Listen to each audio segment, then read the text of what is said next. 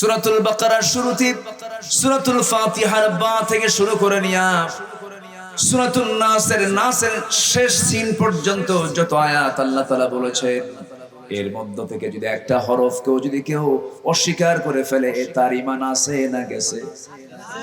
তার ঈমান কি আছে? চলে গেছে। শুধু একটা হরফকে যদি অস্বীকার করে। আমার দেশে বহু মুসলমান আছে নামাজে আল্লাহর আইন মানতে চায়, কিন্তু সংসদে আল্লাহর আইন আসুক এটা চায় না। মনে হয় এরকম লোক মনে টাঙ্গাইলে নাই? আসতে বলবেন না, আছে না নাই? আমি একটু উচিত কথার দিকে আস্তে আস্তে যাচ্ছি। কোনো সমস্যা নাই তো? কোনো অসুবিধা নাই তো? জীবনে এই 16 বছরে যে গালিগালাজ গুলো খাইছি, যে গালিগালাজ শুনেছি, এমন কোন হেন গালি নাই যা আমাদের কানে আসে নাই। কোন এক এসপি অফিস আমাকে ধরে নিয়ে যাওয়া হলো, ধরে নিয়ে এসপির চেয়ারে বসে এক এসপি, কোন এক আল্লাহর গোলাম আমাকে লক্ষ্য করে বলে, তোদের মতো এই সমস্ত আলেমদেরকে উল্টা করে ফ্যানের সাথে পা বেঁধে পিটানো দরকার। এই জাতীয় কথাগুলো আমাদের কানে শোনানো হয়েছে। আল্লামা সাঈদীর মতো মানুষকে দীর্ঘ 56 দিন একটানা রিমান্ডে রেখে যে অমানবিক আচরণ করা হয়েছে,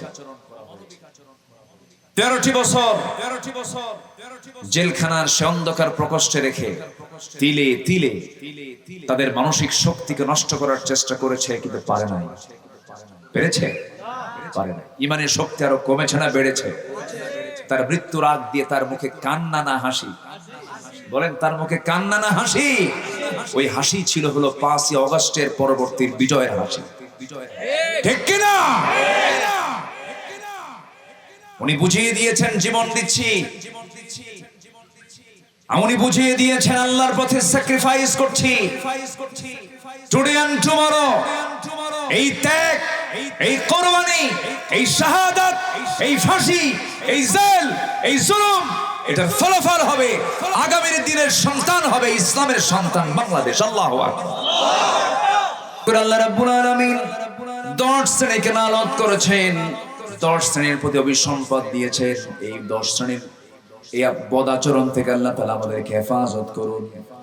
নাম্বার 2 হলো জমিনে যারা বিপর্যয় সৃষ্টি করবে, আত্মীয়তার বন্ধন যারা ছিন্ন করবে, আল্লাহ তাদেরকে লানত দিয়েছেন। ফাহাল আসাইতুম ইন তাওয়াল্লাইতুম আন তুফসিদু ফিল আরদি ওয়া তুকাত্তিউ আরহামাকুম উলাইকাল্লাযীনা লা'আনাহুমুল্লাহু। আল্লাহ রাব্বুল আলামিন ওই সমস্ত বান্দাদেরকে লানত করেছেন যারা জমিনে ফাসাদ সৃষ্টি করে। এই 16 বছর আমার এই দেশে রহমত দিয়েছে তারা না ফাসাদ সৃষ্টি করেছে তারা? ফাসাদ সৃষ্টি করেছে। মাহফিল করা যাবে না। মাহফিল করে লাভ কি হবে? মাহফিলের বিরুদ্ধে তারা কথা বলেছে, আলেমদের বিরুদ্ধে তারা মামলা দিয়েছে। একটা দুইটা মামলা নয়। সাবেক প্রধান বিচারপতি এসকে সিনহা বলেছিলেন, যে পরিমাণ মামলার জট জমা হয়েছে হাইকোর্টে, এই মামলার জট দূর করতে সময় লেগে যাবে প্রায় 100 বছর। ওরা 100 বছরই থাকতে চাইছিল, বুঝলেন? প্রথম বলল 2021 সালের পরে কি কইছে বলে 2041। কত কি তারা বলে ফেললো, এবং দম্ভ ভরে বলল হাসিনা পালায় না। কইছে না? আজ থেকে বলছে কিনা বলেন? কথা কি হাসানা মিসা? বলছে সে হাসিনা পালায় না। পরে কি পালাইছে? পালাইছে। তাহলে এটা বুঝতে হবে যে ওরা যা বলে তা করে না। লোকমান আলাইহিস সালাতু ওয়াস সালাম তিনি আল্লাহর নবী ছিলেন না? ওয়া লাকাদ আতাইনা লুকমানাল হিকমাতা। তাকে বলা হলো যে আপনি জ্ঞান আহরণ করেন কার কাছ থেকে? মূর্খের কাছ থেকে। কেন? মূর্খ যা করে আমি তার উল্টা করি। তো ওই চরিত্রের লোকগুলো যা বলে ভাবতে হবে যা বলতেছে তার উল্টাটাও করবে, ঠিক কিনা? এই হচ্ছে ওদের চরিত্র। আলেমরা পালায় না, একটা আলেমও পালায় নাই। যারা বলেছিল পাকিস্তানের রাজাকার, কেউ পাকিস্তানে যায় নাই, কিন্তু ভারতীয় রাজাকার সবগুলো ভারতে গিয়ে বসে আছে। وداعيا إلى الله بإذنه وسراجا منيرا فقد قال الله تعالى في كلامه المجيد وفرقانه الحميد أعوذ بالله من الشيطان الرجيم بسم الله الرحمن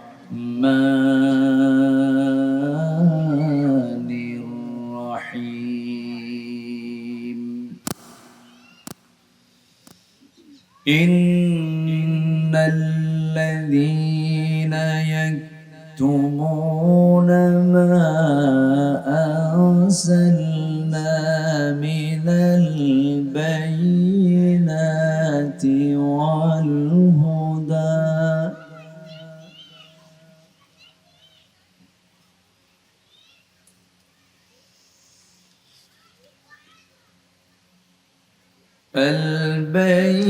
البينات والهدى من بعد ما بيناه للناس في الكتاب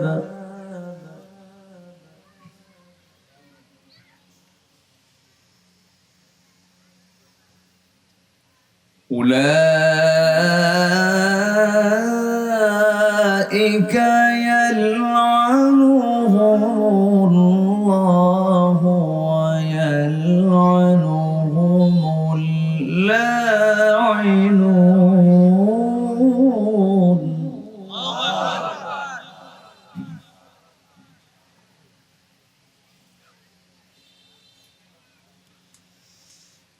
إلا الذين تابوا وأصلحوا وبينوا فأولئك أتوب عليهم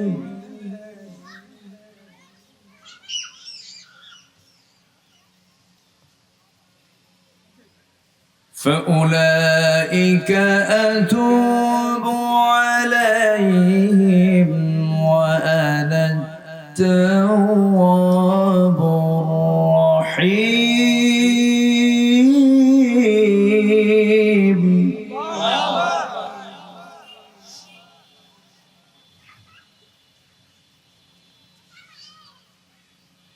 الله أكبر بسم الله الرحمن الرحيم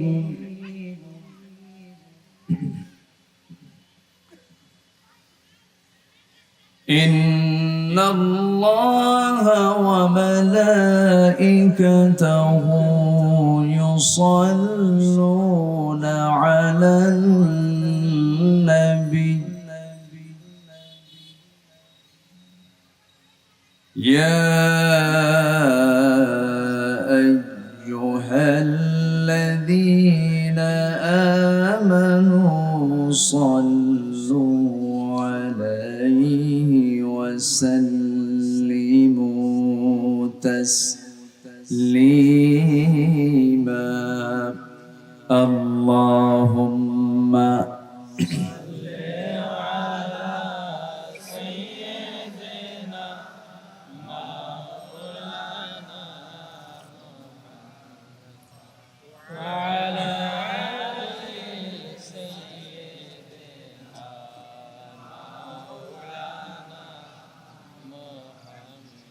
সবাই বলুন বালাগাল উলা বিকামালিহি কাশাফাত তুজা বিজামালিহি حسنت جميع خصاله صلوا سورة يوسف بداري حکمت لقمان ما قاری قرآن باری یہ ہے دل سادمان ما بلغ العلا بکماله کشف التجا بجماله حسنت جميع خصاله صلوا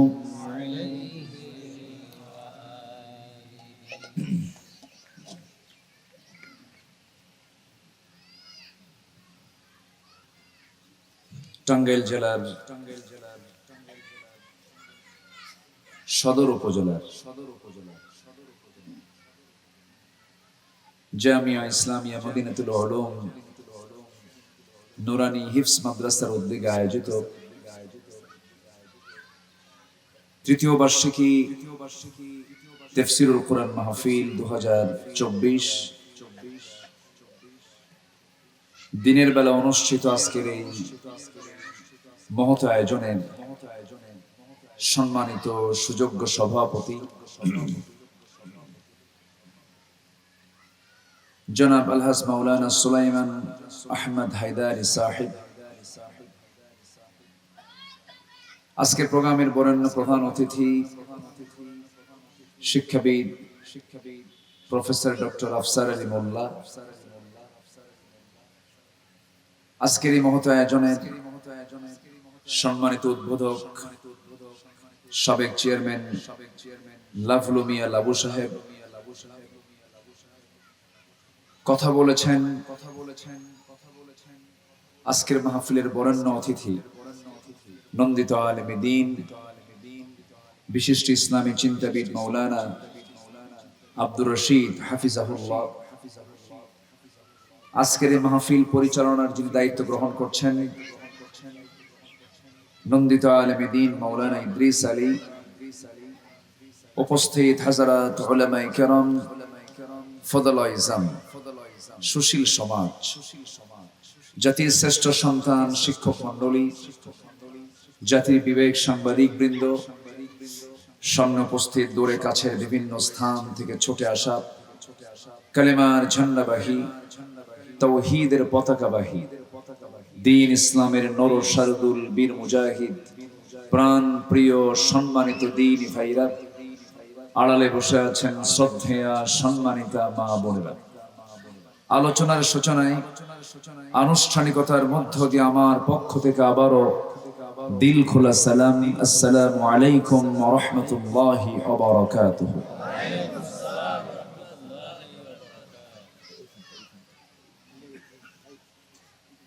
সবাই কেমন আছেন?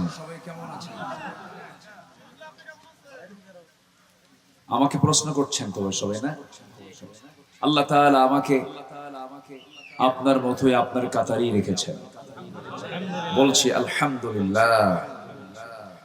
সম্মানিত হাজিরিন, মহান রব্বুল আলামিনের অশেষ শুকরিয়া যে মাহফিল বাস্তবায়ন করতে যাওয়ার, মাহফিল বাস্তবায়ন করার জন্য আর থানায় যাওয়া লাগতেছে না। এটা যে কত বড় পেরেশানি ছিল। আমার 26 বছরের এই মাহফিল, এই অঙ্গনের বিচরণে দীর্ঘ 16 বছরই চলে গেছে বিপরীত স্রোতে থেকে। এই 16 বছর কোন একটা মাহফিল প্রশান্তি নিয়ে, একটি আনুকূল্য নিয়ে, একটি অনুকূল পরিবেশ নিয়ে কথা বলার চুল পরিমাণ কোন পরিবেশ ছিল না। এমন একটি পরিবেশ তৈরি করার পিছনে সবচাইতে বড় সাহায্য যিনি করেছেন তিনি আমার কে? কি সন্দেহ লাগে নাকি? কে করেছেন? আল্লাহ সাহায্য করেছেন। সে আল্লাহর শানে আমরা সবাই বলছি আলহামদুলিল্লাহ। আবারও বলছি আলহামদুলিল্লাহ। চিৎকার মেরে বলছে আল্লাহুম্মা ইন্নী আসআলুকা আল হুদা ওয়াত তুকা ওয়াল আফাফা ওয়াল গিনা। সবাই বলি আল্লাহুম্মা লাকা আসলামতু ওয়া বিকা আমানতু ওয়া আলাইকা তাওয়াক্কালতু ওয়া ইলাইকা আনাবতু।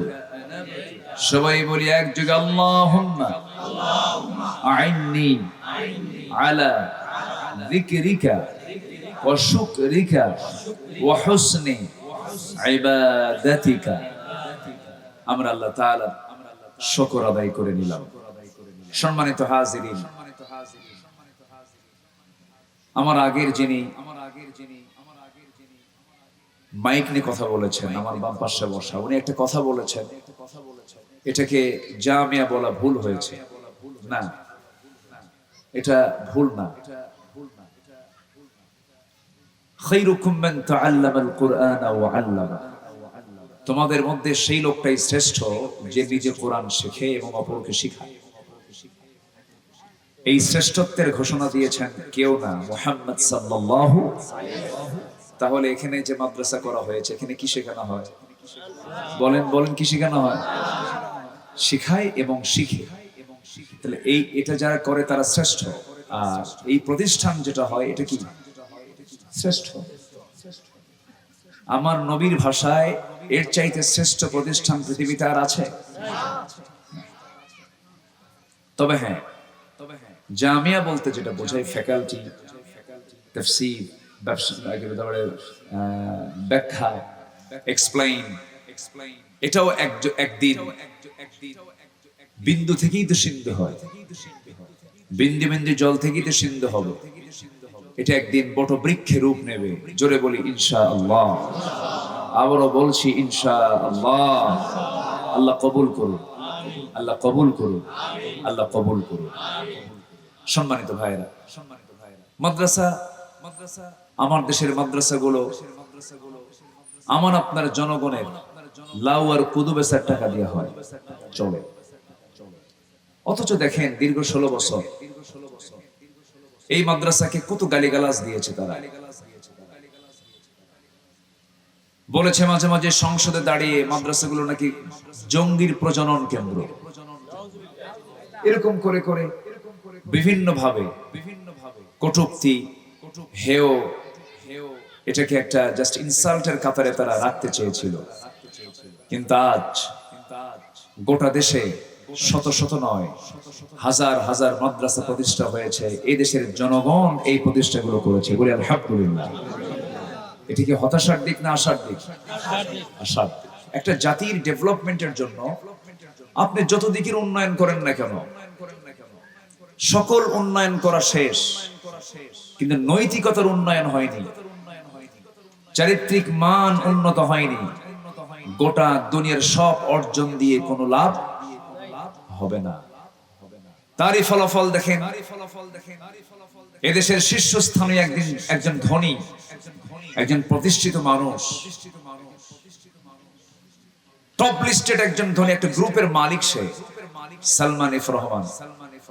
নাম শুনেন নাই? দরবেশ নামটা অনেকে জানে না, দরবেশ চেনে। আন্দালিব রহমান পার্থকে ধন্যবাদ জানাই আমরা। এই নামটার রূপকার হচ্ছে আন্দালিব রহমান পার্থ সাহেব। উনি এটার রূপ দিয়েছে, উনি দরবেশ বলেছেন প্রথম। দেখেন তার কি টাকার অভাব আছে বলেন তো? প্রচুর সম্পদের মালিক থাকার পরেও এই যে পদস্খলন, এই পদস্খলনের মূল কারণ হলো নৈতিকতার স্তর থেকে, নৈতিকতার মান থেকে অনেক নিচে চলে যাওয়ার কারণে। এজন্য জাতির সবচেয়ে বড় অর্জন যেটা, সেটা হলো এই 18 কোটি তৌহিদি জনতার এই বাংলাদেশ। আরো কিছু অন্য ধর্মের কিছু মানুষ এই দেশে আছেন, তাদেরকে সহই বলছি আমি, এই দেশকে নিয়ে যদি আমরা ভাবনা করতে চাই, এই দেশকে নিয়ে যদি আমরা চিন্তা করতে চাই, সবার আগে চিন্তা করতে হবে যে এই জাতির নৈতিকতার মানকে উন্নত করানো যায় কেমনে। আমার রাসূল নিজে বলেছেন বুইসতু লিউতাম্মিমা মাকারিমাল আখলাক, আল্লাহ তাআলা আমাকে এই পৃথিবীতে পাঠিয়েছেন চরিত্রের মানকে উন্নত করার জন্য। জোরে বলুন সুবহানাল্লাহ। মানুষের চরিত্রের মানকে তার উন্নতির চূড়ান্ত শিখরে পৌঁছে দেওয়ার জন্য। তাহলে আমার নবীজি পৃথিবীতে এসেছিলেন হলো মানুষের চরিত্রের মানকে কি করার জন্য? উন্নত করার জন্য। তাহলে এই জাতির যত দিক উন্নয়ন হোক না কেন, সবার আগে এই জাতির উন্নয়ন ঘটাতে হলে আগে নৈতিকতার মানকে উন্নত করতে হবে। আর নৈতিকতার মানকে উন্নত করার জন্য নৈতিক শিক্ষার মানকে উন্নত করতে হবে। আর সেই নৈতিক শিক্ষাকে যদি আমরা চিনতে চাই তাহলে যেতে হবে ঐশী কিতাবের দিকে, আসমানি কিতাবের দিকে। সেই কিতাবের নামটা কি বলুন? সেই কিতাবের নাম কি? আল্লাহ কোরআন। এই কোরআনটা হচ্ছে সেই নৈতিকতার মানকে উন্নত করার একমাত্র মাধ্যম। পৃথিবীর অন্য কোন শিক্ষা দিয়ে মানুষ কখনো ভালো হতে পারে? আসতে বলবেন না, পারে। এখন এই দেশে এই প্রেজেন্ট শিক্ষার হার কমেছে না বেড়েছে? বলেন, বাড়ছে না? নিরক্ষর মুক্ত জেলা ঘোষণা দেওয়া হচ্ছে। দেশে কোনো নিরক্ষর নাই, সব শিক্ষিত। শিক্ষার হার বেড়েছে। যদি এখন প্রশ্ন করে উল্টা সাথে একটা প্রশ্ন সম্পর্ক যদি করি, শিক্ষার হার বেড়েছে ভালো, বাপমার প্রতি যে সেবার হার, এটা কি বাড়ছে না কমছে? আগের লোক তাহলে শিক্ষার হার কম ছিল, কিন্তু শিক্ষার হার কম হলে কি হবে? বাবা মা, প্রতিবেশী, মুরব্বী, গুণীজন, বড়জনদের প্রতি শ্রদ্ধা তাদের কম ছিল না বেশি ছিল? আর এখন শিক্ষার হার বেড়েছে, কিন্তু এইগুলো সবকিছু কি কমে গেছে। এখান থেকে বুঝতে হবে যে শুধু শিক্ষার হার বাড়লে হবে না, বাড়তে হবে হলো ঐশী শিক্ষার হার, নৈতিক শিক্ষার হার, সুশিক্ষার হার। নচেত এই জাতির কখনো পরিবর্তন হবে না। ওরা চেয়েছিল জাতিকে মূর্খ করে রাখার জন্য, তাদের নেতৃত্ব টিকে রাখার জন্য। গত জানুয়ারিতেও অনেক শিক্ষককে হাঁসের ডাক শেখানো হয়েছে, প্যাক প্যাক। মনে আছে আপনাদের? মনে আছে? নাচ শেখানো হয়েছে। যৌন শিক্ষার জন্য প্রতিষ্ঠানে শেখার দরকার নাই, যৌন শিক্ষা পারিবারিক ভাবে শিক্ষাই যথেষ্ট, ঠিক কিনা? এগুলোকে প্রমোট করে অশ্লীলতার চূড়ান্ত সীমায় পৌঁছে দেবার তারা একটা মাস্টার প্ল্যান হাতে নিয়েছিল। সকল কিছুকে মাটির সঙ্গে মিশিয়ে দিয়েছেন তিনি আমার কে। ঠিক সেই মুহূর্তে আজকে অনুষ্ঠিত হচ্ছে একটি মাদ্রাসার প্রোগ্রাম। বলি আলহামদুলিল্লাহ। আমরা চাই এই প্রতিষ্ঠানকে অত্র এলাকার একটি আলো হিসেবে দেখতে চাই, যে আলোতে সব অন্ধকার দূর হয়ে যাবে। জোরে বলি ইনশাআল্লাহ। আলো আছে যেখানে, আধার নাই সেখানে। আধার সেখানে টিকতে পারে না। কোরআনটা অন্ধকার না আলো? অন্ধকার না আলো? কোরআনের নামই একটা আছে নূর। আল্লাহ রাব্বুল আলামিন বলেন, কিতাবুন আনজালনাহু ইলাইকা লিতুখরিজান নাসা মিনাজ-যুলুমাতি ইলান-নূর। হে রাসূল, আমি আপনার প্রতি যে কোরআনটা নাযিল করেছি, কোরআন নাযিলের মূল উদ্দেশ্য হলো আপনি যেন জুলুমাতে থাকা, জুলুমের বহুবচন হলো জুলুমাত। জুলুম তো এক, অন্ধকার তো একটা হয় না, অন্ধকার বহু হয়। আলো হলো একটা। আলো কয়টা বলেন? একটা। সেটা হচ্ছে একমাত্র ইসলাম, একমাত্র কোরআন। এছাড়া আর কোনোদিন আলো দুইটা হতে পারে না। আল্লাহ বলছেন, হে রাসূল, আমি আপনাকে যে কিতাবটা দিয়েছি, কিতাব দেওয়ার উদ্দেশ্য হলো আপনি যেন এই কিতাব দিয়ে দিশেহারা, বঞ্চিত, অন্ধকারে থাকা মানুষকে যেন আপনি কোরআনের আলোতে আলোকিত করে জান্নাতের রাস্তায় তুলে দিতে পারে। এই জন্য আমি আপনার কাছে এই কোরআন নাজিল করেছি। সেই কোরআন থেকে আমি শুরুতেই সূরাতুল বাকারা থেকে, সবচেয়ে বড় সূরার নাম কি বলেন? 286টা আয়াত, 286টা আয়াত সম্বলিত দীর্ঘ একটা সূরা হলো সূরাতুল বাকারা। এর মধ্যে আল্লাহ তাআলা মোটামুটি ব্যক্তি জীবন থেকে শুরু করে রাষ্ট্র জীবন পর্যন্ত সব বিধিবিধানগুলো আল্লাহ পাক সূরা বাকারার মধ্যে কোট করে দিয়েছেন। বলি আলহামদুলিল্লাহ। এটা কমপ্লিট সূরা। এটা 2.5 পারারও বেশি অংশ জুড়ে এই সূরাটা, বিশাল একটা সূরা আল্লাহ তাআলা আমাকে আপনাকে উপহার দিয়েছেন, বলি আলহামদুলিল্লাহ।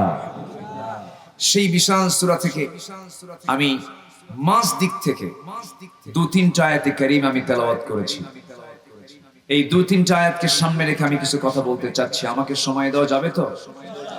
কারো কোনো কষ্ট হবে না? কারো কোনো অসুবিধা নাই তো? বলি আলহামদুলিল্লাহ। এই এলাকায় দিনের বেলা মাহফিলের প্রচলন খুবই কম। আমরা তো বুঝি, গোটা দেশে তো যাই আমরা, খুবই কম, নেই বললেই চলে। আমি মির্জাপুরে কিছু প্রোগ্রাম করেছি দিনের বেলা, টাঙ্গাইল সদরেও কিছু করেছি, এলেঙ্গার দিকে মনে হয় করেছি, কোথায় যেন কালিহাতির দিকে। কিন্তু এই এলাকায় দিনের বেলার এই প্রচলনটা নাই, এবার শুরু হলো। বলি আলহামদুলিল্লাহ। ভালো তো, লক্ষণ খারাপ না। গতকালকে আমার নীলফামারী প্রোগ্রাম ছিল দিনের বেলা। সেখানে আমার অনুমান যে সেখানে না হলেও 40 থেকে 50 হাজার মানুষ ছিল। ওই এলাকায় একটা ট্রেন্ড চালু হয়ে গেছে, মানুষ দিনের বেলা তো হাজির হয়, বরং তারা বলে যে দিনের বেলা মেয়েদের যাওয়াটা সেফটি, নিরাপদ, আলোর পথে যাওয়াই ভালো, এটা ভালো। তারা এটাকে পজিটিভ মনে করে নিয়েছে। এই এলাকায়ও এমন একটা পরিবেশ আসবে, জোরে বলি ইনশাআল্লাহ। সম্মানিত ভাইয়েরা, তো আমি যেখান থেকে তেলাওয়াত করেছি আল্লাহ তাআলা সেখানে একটা শ্রেণীকে তুলে ধরেছেন, যে সমস্ত শ্রেণীরা আমার এই আয়াতকে গোপন করবে। আয়াত মানে হচ্ছে আল্লাহর কালামকে যারা গোপন করবে, আমি আল্লাহ তাদের প্রতি লানত দেব। কথাটা কি আশার না হতাশা? বলেন তো, আশার না হতাশা? কোন বান্দার প্রতি যদি লানত পড়ে, আল্লাহর লানত যদি পড়ে, ওর কপাল কি আছে না গেছে? ওর কপাল কি আছে? শেষ। কথাটা খুব ভয়ঙ্কর কথা। এই আয়াতটা যখন আমি পড়ি খুব প্রচন্ড ভয় পাই, না জানি কোনো গোপন করে ফেলছি কিনা, কোনো আড়াল করে ফেলছি কিনা, কোনো মুনাফিকির কোনো সিমটম আমার মধ্যে চলে আসছে কিনা। কারণ বহু আলেম কিয়ামতের দিন ধরা খেয়ে যাবে, বহু হাফেজ ধরা খেয়ে যাবে, বহু দানবীর ধরা খেয়ে যাবে, বহু শহীদ ধরা খেয়ে যাবে, বহু মুজাহিদ ধরা খেয়ে যাবে, বহু জ্ঞানী মানুষের ধরা খেয়ে যাবে। ওই হাদিস আমাকে খুব কাঁদায়। কিয়ামতের দিন শহীদ সামনে আল্লাহর সামনে দাঁড়িয়ে বলবে, আল্লাহ তোমার জমিনে তোমার দিন কায়েমের জন্য আমি শহীদ হয়ে তোমার সামনে হাজির হয়েছে। আল্লাহ বলবেন, না, মিথ্যা কথা। তুমি মানুষের মুখ থেকে বাহবা নেবে, প্রশংসা নেবে, এই জন্য তুমি যুদ্ধে এসেছিলে, তুমি আমার জন্য শহীদ হও নাই, যাও জাহান্নামে। কত ভয়ঙ্কর কথা। দানবীর বলবে, আল্লাহ তোমার পথে দান করেছি, তোমাকে খুশি করার জন্য না। গ্রামের তুমি মাতব্বর ছিলে, এত দান করলে মানুষ আমাকে প্রশংসা করবে, মানুষের বাহবা নেওয়ার জন্য দান করেছো, আমার জন্য করো, যাও জাহান্নামে। এক শ্রেণীর আলেমকে ডাকা হবে। আলেম বলবে, আল্লাহ তোমার জমিনে তোমার দ্বীন পৌঁছে দেওয়ার জন্য আমার ইলম আমি বিতরণ করেছি। কি মিথ্যা কথা। তোমাকে মানুষ প্রশংসা করবে, তোমার জনপ্রিয়তা, তুমি মানুষের জন্য এগুলো করেছো, আমার জন্য করনি, যাও জাহান্নামে চলে যাও। এই আয়াত একজন কারিকে ডাকা হবে, সুন্দর মধুর কণ্ঠের তেলাওয়াত করেছে সারা জীবন, না তুমি আমার খুশির জন্য তেলাওয়াত করনি, মানুষ তোমাকে খুশি, তোমাকে বাহবা দেবে, তোমাকে ধন্যবাদ জানাবে, এই জন্য তুমি সুন্দর করে কোরআন তেলাওয়াত করেছো। তাহলে আমাদের সবার মধ্যেই এই জাতীয় প্রবলেম কিছু আছে না নাই? আসতে বলবেন না, আছে না নাই? দান করলাম এতগুলো টাকা, নামটাও নিল না, আছে কিনা? আছে কিনা বলেন? আরে এই যে এই পোস্টারে এতগুলো নাম দেখলাম, আমি এই মাদ্রাসার জন্য কি করলাম না, আমি আমার নামটাই বাদ গেল। কি কথা কি বুঝতেছেন? কথা কি বুঝতেছেন? তাহলে কিছু প্রবলেম যদি আল্লাহ ধরে ফেলেন, আমরা কি পার পাবো? পার পাবো। এই আয়াতটা তাদের জন্যই বলা। আল্লাহ রাব্বুল আলামিন সুন্দর করে তা বুঝায় দিচ্ছেন এবং এরপরে আবার অপশন দিয়েছেন, ইল্লা, তবে। আল্লাহ যেখানে হতাশ করেছেন সেখানে আবার আলো, আশাও দিয়েছেন, আশার আলো দিয়েছেন। বলি আলহামদুলিল্লাহ। আল্লাহ আমাকে কম ভালোবাসেন না বেশি ভালোবাসেন? আমি আল্লাহকে বেশি ভালোবাসি না আল্লাহ আমাকে বেশি ভালোবাসেন? একটু সন্দেহ আছে মনে হয় আপনাদের মধ্যে। আমি আল্লাহকে বেশি ভালোবাসি না আল্লাহ আমাকে বেশি ভালোবাসেন? আচ্ছা, আমার মা, একটু প্রশ্ন করছি, আমার মা আমাকে বেশি ভালোবাসে না আমি আমার মাকে বেশি ভালোবাসি? অনেক সন্তান কিন্তু অভিমান করে বলে, মা তোমার আচরণ দেখে মনে হয় না তুমি আমার মা হও। আছে কিন্তু, আছে এরকম, এরকম আছে না নাই বলেন? এটা হারাম বলা। মার বিনিময়ে পৃথিবীতে কেউ নাই। আল্লাহর বিনিময়ে, আল্লাহর বিকল্প কেউ আছে পৃথিবীতে? এগুলো বিকল্প হয় না। মা বিকল্প হয় না, বাবা বিকল্প হয় না, আমার আল্লাহর বিকল্প। একটু আজানের আওয়াজ আমার কানে আসছে, দয়া করে কেউ এটাকে মাথায় নেবেন না। ইন্নাস সালাতা কানাত আলাল মুমিনিনা কিতাবাম মাওকুতা। ঈমানদাররা সময় মতোই নামাজ পড়ে, এটা ঠিক, এটা উচিত।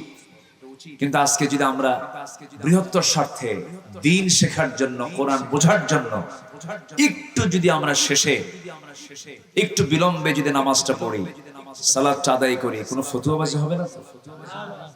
কেউ এবার এরকম এলোমেলো করবে নাকি আব্দুল আলামিন আয়েশা নামাজটাকে পিছায় দিছে, এরকম কিছু হবে না তো? আমরা এর পরিস্থিতি বুঝে, মুক্তাসায় হাল বুঝে আমরা এমন জাতীয় যদি চিন্তা করি, সিদ্ধান্ত নেই, তাহলে কেমন হয় বলেন? আমি একা বলছি না, সবাই মিলেই বলেন কেমন হয়। আচ্ছা, যদি জোরে বলি ইনশাআল্লাহ। তাছাড়া আমি আলোচনার হকটা আমি আদায় করতে পারবো না, একটু আমাকে সময় দিতে হবে। না বাজারে যাবেন, কোনো সমস্যা নেই তো? জোরে বলি ইনশাআল্লাহ। সম্মানিত ভাই, আল্লাহ রাব্বুল আলামিন বলছেন আমার আয়াতকে গোপন করার কোনো সুযোগ নেই। ওমান আযলামু মিম্মান কাতামা শাহাদা। তার চাইতে বড় জালিম কি হতে পারে যে আমার সত্যকে যারা গোপন করে, সত্যকে যারা আড়াল করে, সবচেয়ে বড় জালিম হচ্ছে তারাই। এই কথাগুলো আল্লাহ তাআলা খুব ক্ষেপে গিয়ে বলেছেন, রেগে গিয়ে বলেছেন। এই আয়াতের আলোকে আমি আরেকটা প্রেক্ষাপট আমি আনতে চাচ্ছি, সেটা হলো এখানে আল্লাহ তাআলা যারা আয়াত গোপন করবে তাদেরকে কি বলেছেন? রহমতের কথা বলেছেন না লানতের কথা বলেছেন? লানত। এরকম লানত করেছেন আল্লাহ তাআলা 10 শ্রেণীকে।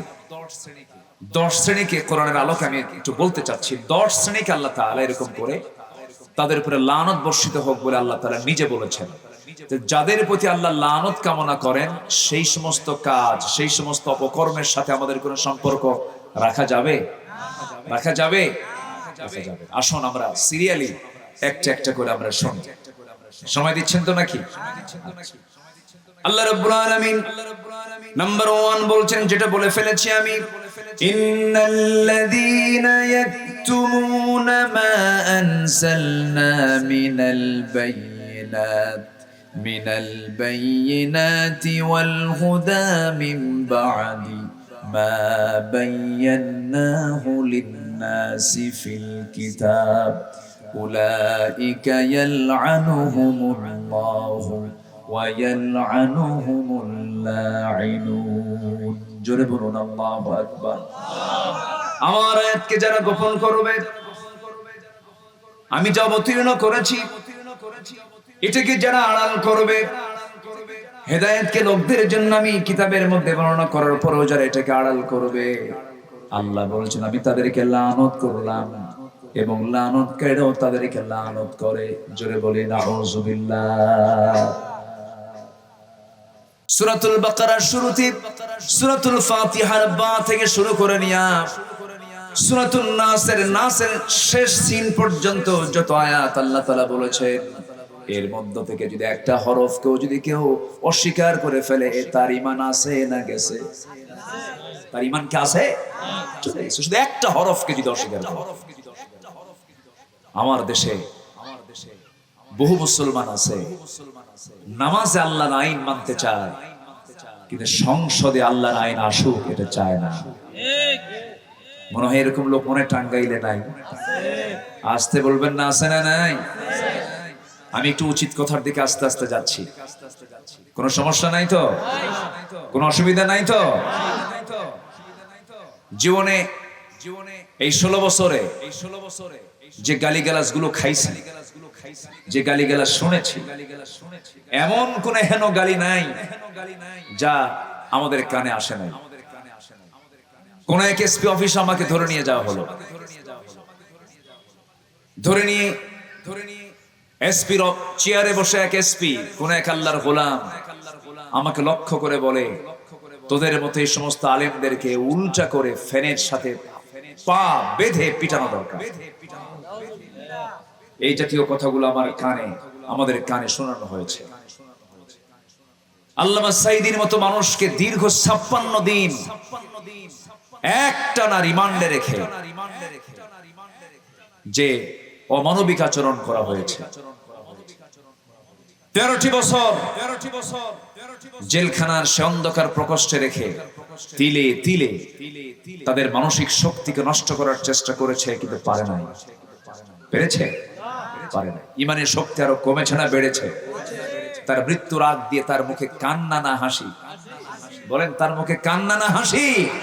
ওই হাসি ছিল হলো 5ই অগস্টের পরবর্তী বিজয়ের হাসি। ঠিক কিনা? উনি বুঝিয়ে দিয়েছেন জীবন দিচ্ছি, উনি বুঝিয়ে দিয়েছেন আল্লাহর পথে স্যাক্রিফাইস করছি। টুডে এন্ড টুমরো, এই ত্যাগ, এই কোরবানি, এই শাহাদাত, এই ফাঁসি, এই জেল, এই জুলুম, এটার ফলাফল হবে আগামী দিনের সন্তান হবে ইসলামের সন্তান বাংলাদেশ। আল্লাহু আকবার।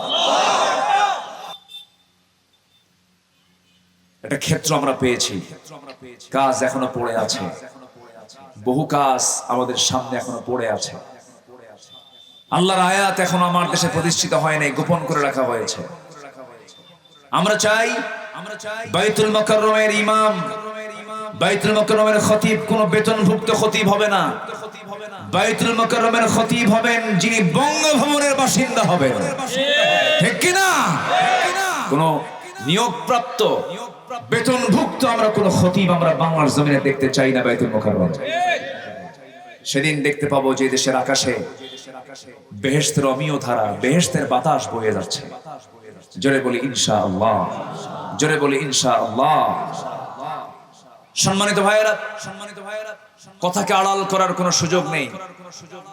হক কথা সব সময় বলতে হবে, কিন্তু প্রজ্ঞার সাথে। বিল হিকমা, বিল হিকমা মানে এটা নয় যে হককে আড়াল করা, হককে সামনে রেখেই কথা বলতে হবে। বলেছেন মুহাম্মদ সাল্লাল্লাহু, তিনি কি মক্কার মাটিতে তিনি কি কথা আড়াল করেছিলেন? একটু কান লাগাবেন, আয়াতকে কখনো গোপন করা যাবে না। আয়াতকে গোপন করলে পরে, কোরআনকে আড়াল করলে পরে, কোরআনকে ফাঁকি দেওয়ার চেষ্টা করলে পরে, নামাজ পড়তেছে আহাল্লাল্লাহুল বাইয়া ওয়া হারামার রিবা, আল্লাহ সুদকে হারাম করেছেন, ব্যবসাকে হালাল করেছেন, কিন্তু আমি বাস্তব জীবনে সেই সুদের সঙ্গে আমি সম্পৃক্ত হলাম। আমার এই যে নামাজ, এই যে আমার কোরআনকে অনুসরণ করা, আমার বাস্তব আমলের সঙ্গে কোনো মিল থাকলো না। আমার বন্ধুগণ, এটা যদি আড়াল হয়ে যায়, এটা যদি আড়াল করা হয়, আল্লাহ তাআলা সেই বান্দার প্রতি লানত নাজিল করেন। জোরে করুন নাউযুবিল্লাহ। আমার দেশে বহু নামাজি সুদখোর আছে না নাই? আমি মনে হয় একটু কষ্ট দিচ্ছি আপনাদের। হুজুর, আপনি এগুলো কি শুরু করলেন? চাইছিলাম আপনার কাছে আসছি একটু দোয়া নিতে, যা ভুল টুল হয়েছে, গুনাহ টুনা হয়েছে, আপনি একটু দোয়া মুছে করে সাফ করে দিবেন, কিন্তু আপনি তো আমাদের প্যাচে ফালায়া দিলেন। আমরা সুদ খাই, এলাকায় সুদ চলে, আপনি সুদের বিরুদ্ধে শুরু করলেন। এটা কেমন কথা? এরকম মনে হচ্ছে নাকি আপনাদের? মনে হলেও কিছু করার নেই, মনে হলেও কিছু করার। সুদ শুধু আপনার এলাকা না, এটা টাঙ্গাইলের সমস্যা নয়, সুদ হলো জাতীয় সমস্যা। কি সমস্যা বলেন? জাতীয় সমস্যা। কি ব্যক্তিগতভাবে দূর করা সম্ভব না? জাতীয়ভাবে দূর করতে হবে, জাতীয়ভাবে দূর করতে হবে। 1000 বছর ওয়াজ করে সুদ বন্ধ হবে না। 1000 বছর ওয়াজ করে মদের দোকান বন্ধ হবে না। 1000 বছর ওয়াজ করে বেশ্যাবৃত্তির লাইসেন্স, প্রস্টিটিউশন বন্ধ হবে না।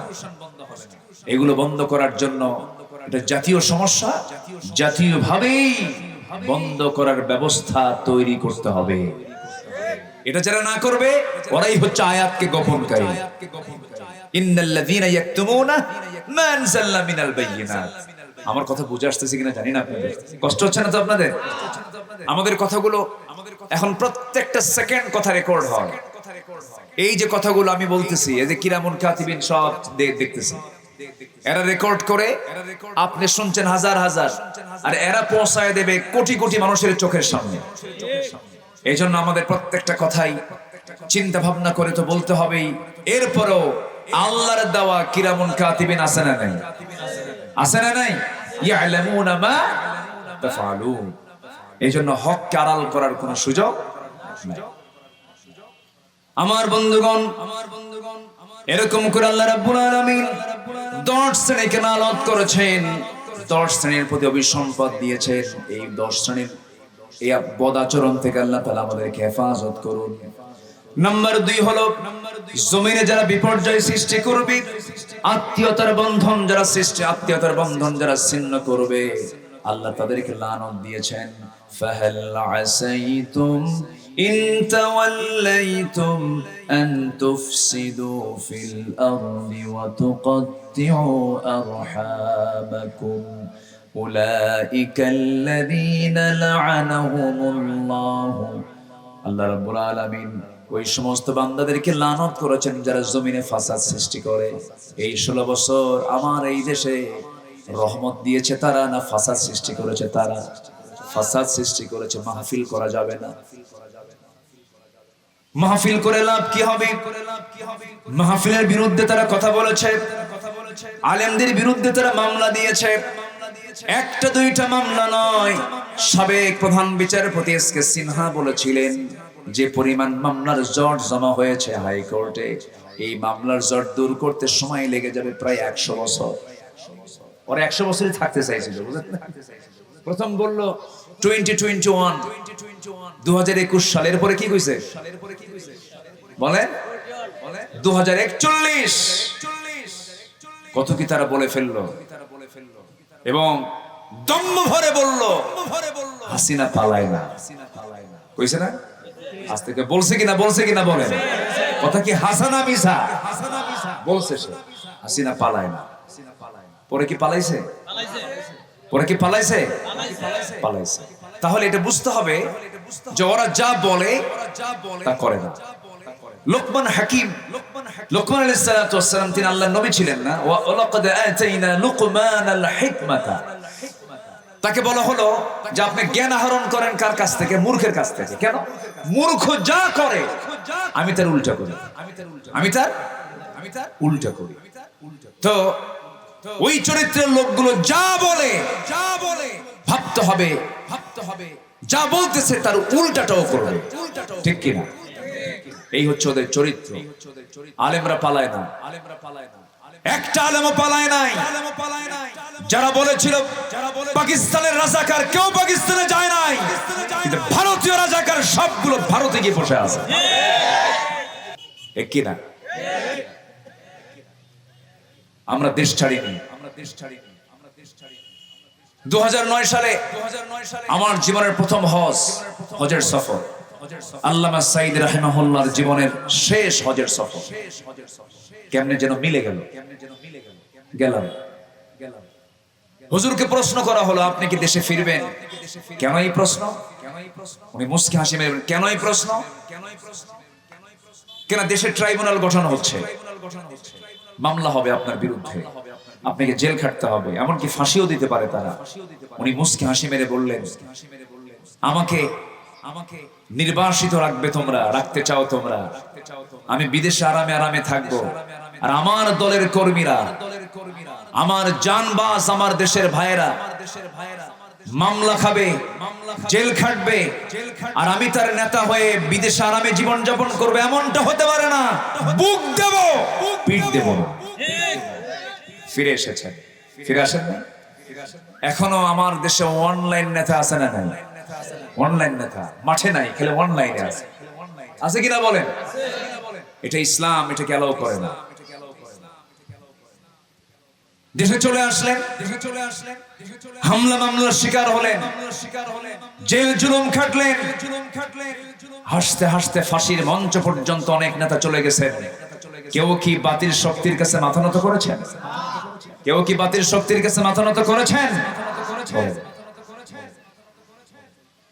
আমার বন্ধুগণ, একটু কানটা লাগাবেন, মনোযোগ দিয়ে সবাই শুনুন। রহমত থেকে কখনো বঞ্চিত হওয়া যাবে না। আল্লাহর লানত প্রাপ্ত বান্দা হলে পরে বড় বেকায়দা হয়ে যাবে। ইতিমধ্যে 2টা পয়েন্ট শেষ করেছি 10টা পয়েন্টের মধ্যে। নাম্বার 1 হলো আমার আয়াতকে, আমার কোরআনকে যারা গোপন করবে আমি তাদেরকে লানত দেব। মনে আছে আপনাদের? নাম্বার 2 হলো জমিনে যারা বিশৃঙ্খলা সৃষ্টি করবে, আত্মীয়তার বন্ধন যারা ছিন্ন করবে। দেখবেন এখন বর্তমান জামানায় আমরা লক্ষ্য করে দেখি নিজের ভাইয়ের সঙ্গে মিল নাই, ধর্মীয় ভাই বানাইছে, ধর্মের ভাই বানাইছে, মনে হয় টাঙ্গাইলে নাই, আছে এগুলো এলাকায় তো আছে। ধর্মের আবার কিসের ভাই হয়? ধর্মের বাপ বানায়, ধর্মের বোন বানায়। ধর্মের বোন কখনো নিজের বোন হবে না, তার সঙ্গে দেখা করো জায়েজ নাই, গুনাহ হয়ে যাবে। নিজের নিজের ভাই নিজের বোনের সঙ্গে সম্পর্ক নাই, দূর সম্পর্কের লোককে নিয়ে এসে থাকে ভাইয়ের মর্যাদা দিয়েছে। আত্মীয়তার সম্পর্ক ছিন্ন যারা করবে, আল্লাহ রাব্বুল আলামিন সোজা কথা বলছেন, আমি আল্লাহ তাদেরকে লানত করব। এখান থেকে স্পষ্ট হলো, প্রতীয়মান হলো, কোন আত্মীয়ের সঙ্গে কখনো সম্পর্ক ছিন্ন করা হালাল না হারাম? হালাল না হারাম? লা ইয়াদখুলুল জান্নাতা কাতিউর রহিম, আছে না? আত্মীয়তার সম্পর্ক ছিন্নকারী হলো জাহান্নামে, সে জান্নাতের গন্ধ পাবে না। তবে হ্যাঁ, সম্পর্ক যদি গড়তেই হয়, সম্পর্ক যদি আমরা গড়তেই হয়, সেই সম্পর্ক গড়ব আমরা আল্লাহর জন্য, সম্পর্ক গড়ব। আবার সম্পর্ক ছিন্ন যদি করতে হয়, আল্লাহর জন্য সম্পর্ক ছিন্ন করব। মান আহাব্বা লিল্লাহ ওয়া আবগাদা লিল্লাহ ওয়া আ'তা লিল্লাহ ওয়া মানা'a লিল্লাহ ফাকাদ ইসতাকমালাল ঈমান, আও কামা ক্বালা আলাইহিস সালাতু ওয়াস সালাম। একজন মহিলার নাম নিলে সবাই তাকে চিনবেন। ফিরআউন তার স্বামী ছিল, অনেক বড় দামি একজন নারী ছিলেন। এই পৃথিবীতে যত পরীক্ষা ইমানদারদের জীবনে হয়েছে, সব কিছু এক্সাম্পল দিয়েছেন মহান রব্বুল আলামিন। বহু মানুষের নাম কোরআনে কোট করেছেন, কিন্তু একজন নারীর নাম কিন্তু বাদ দেন নাই। ফিরআউন পত্নী আলাইহিস সালাতু ওয়াস সালামের নামটা আল্লাহ রাব্বুল আলামিন কোরআনেও বাদ দেন নাই। চিন্তা করে দেখুন, স্বামী কোন স্বামী? যে স্বামীটা হলো একটা রাষ্ট্রের রাষ্ট্রপ্রধান। মিশর নামক জনপদের রাষ্ট্রপ্রধান হচ্ছে তার স্বামী ফেরাউন, আবার তার স্ত্রী হচ্ছে আলাইহিস সালাতু ওয়াস সালাম। আমি আপনাকে একটা প্রশ্ন করব ভাই, বলুন তো, চেয়ারম্যান বড় না চেয়ারম্যানের বউ বড়? হ্যাঁ, বউ বড়। তাহলে আপনার বউ ভক্ত খুব দেখতেছি মনে হচ্ছে। বউ ভক্ত হওয়া ভালো, বউ ভক্ত না হলে সংসার হবে না। বউকে ভয় করেন না? কিছু কয় না। বউকে ভয় করেন না? ভয় না করলেও তো সংসার হবে না। বউকে ভয় করতে হবে, কিন্তু ভয়ের জায়গায় ভয় করতে হবে, মহাব্বতের জায়গায় মহাব্বত রাখতে হবে। ভয় মানে হচ্ছে সম্মান, পরস্পর পরস্পরকে সম্মান করা। এটা দরকার আছে না নাই? আচ্ছা, আজান হচ্ছে, টেনশনের কোনো কারণ নাই। আমি দোয়া করে দেব নাকি?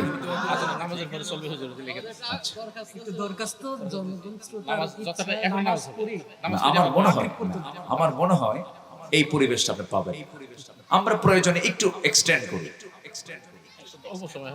অল্প সময় হবে না। আমরা যাবো আরো আধা ঘন্টা, চলে যাবো ইনশাআল্লাহ। আমরা আরো আধা ঘন্টা যাবো ইনশাআল্লাহ। কিন্তু আমরা যদি এটাকে ভেঙে দেই, আমরা এই পরিবেশটার ফেরত পাবো না আমার মনে হয়। আমি আমার অভিজ্ঞতায় বলছি এটা। মেহেরবানি করে আমি সবার কাছে একটু অনুরোধ করব, একটু বিলম্বে আমরা নামাজটা পড়লে আমার মনে হয় এটাই উত্তম হবে। জোরে বলি ইনশাআল্লাহ, জোরে বলি ইনশাআল্লাহ। সম্মানিত ভাইরা, আমরা অলরেডি আধা ঘন্টার পথে প্রায় আলোচনা হয়ে যাচ্ছে। আরো সামনে যাব, দেখি কতদূর যাওয়া যায়। আমার নবীজির জীবনের শ্রেষ্ঠ ভাষণ ছিল হলো বিদায় হজের ভাষণ। ওটা কি দীর্ঘ ছিল না নাতি দীর্ঘ ছিল? নাতি দীর্ঘ, মাত্র 25 মিনিট। এমন কোন সাবজেক্ট নাই যা তার বক্তৃতায় আসে না। আল্লাহু আকবার।